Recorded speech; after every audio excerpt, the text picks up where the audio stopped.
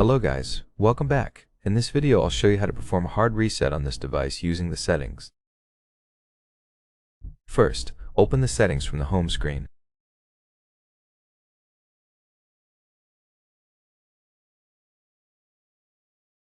Scroll down and choose Additional Settings, then tap Backup and Reset.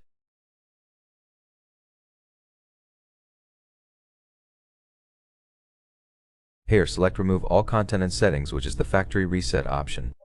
If you're sure you want to erase all personal data, simply tap OK. The device is now performing the hard reset, so wait until the operation is completed and do not interrupt the process.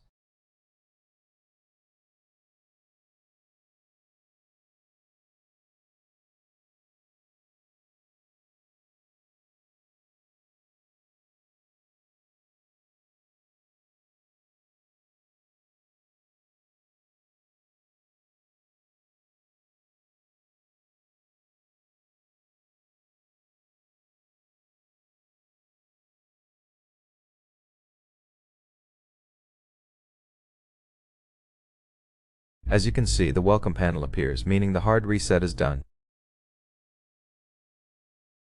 Now you can simply start activating and using your phone.